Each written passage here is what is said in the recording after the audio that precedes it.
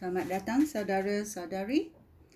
Hari ini kita belajar mengenai tempat di syurga tiada kejahatan. Ya, tempat di syurga tidak ada kejahatan. Ya. Dalam Wahyu 21, mencarinya. Wahyu 21 ayat 27 berkata,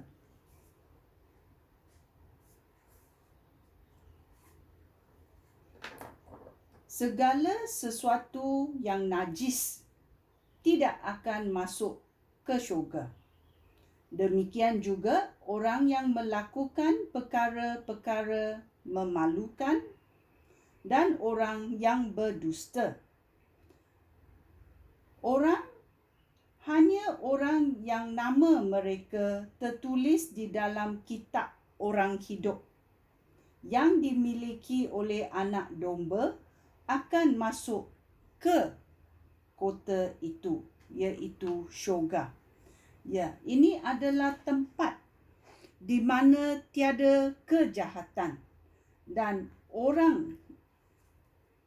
nama orang yang tertulis di dalam kitab orang hidup yang dimiliki oleh Anak Domba akan masuk ke syurga. Begitu juga dalam Efesus babak 5 ayat 5 berkata, kamu tentu tahu bahawa orang yang melakukan perbuatan cabul atau yang tidak senonoh ataupun orang yang tamak, kerana ketamakan adalah seperti menyembah berhala, tidak akan menikmati pemerintahan Kristus dan pemerintahan Allah. Oleh itu kita tahu tempat syurga adalah tempat yang tiada kejahatan. Ya. Kita juga boleh baca dalam Wahyu babak 21, ya, mengenai Jerusalem baru, ya, kota itu, iaitu langit baru dan bumi baru, iaitu dalam Jerusalem baru di dalam babak 21 dalam Wahyu. Ya, kita membacanya. Kemudian ini Yohanes berkata, kemudian aku nampak langit baru dan bumi baru. Langit pertama dan bumi pertama tidak ada lagi, dan laut pun lenyap.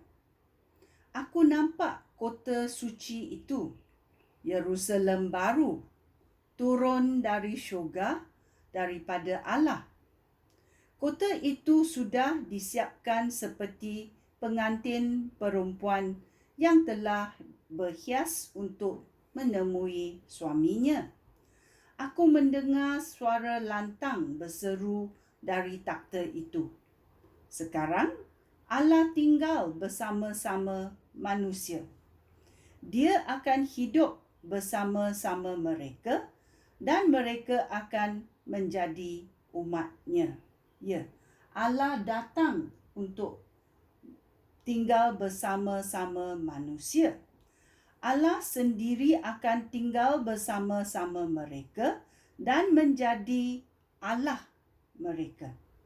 Dia akan menyapu air mata mereka. Kematian akan tiada lagi. Demikian juga tiada kesedihan, tiada tangisan, tiada kesakitan. Perkara-perkara lama sudah lenyap. Kemudian, dia yang duduk di atas takhta itu berkata, sekarang aku menjadikan semuanya baru. Dia juga berkata kepada aku, tuliskanlah ini, kerana kata-kata ini benar dan dapat dipercayai. Dia berkata, sudah selesai. Akulah yang pertama Dan yang terakhir, akulah Tuhan dari permulaan sampai penghabisan.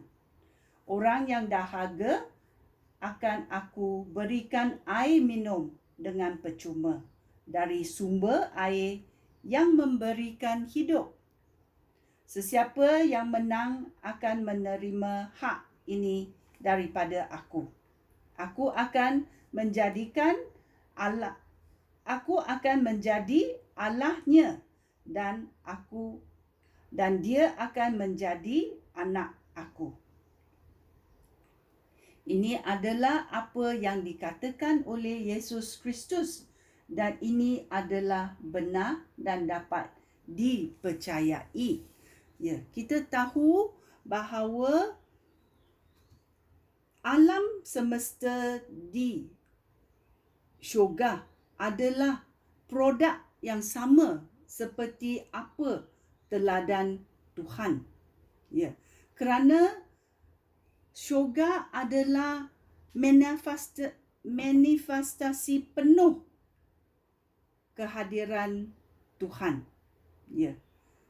Bila kita tahu teladan Tuhan, kita tahu macam mana syurga akan terjadi, alam syurga itu.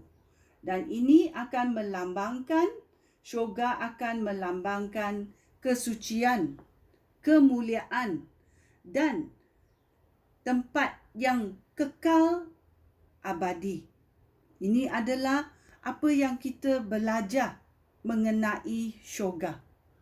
Maukah kamu masuk ke syurga? Atau maukah kamu pergi ke tempat sebaliknya?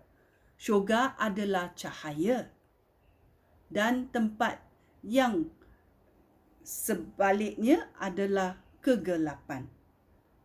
Pilihlah apa yang kamu mahu, kerana Tuhan sudah memberi kuasa untuk kamu pilih. Manakah yang kamu mahu pilih? Sekian, terima kasih. Shalom.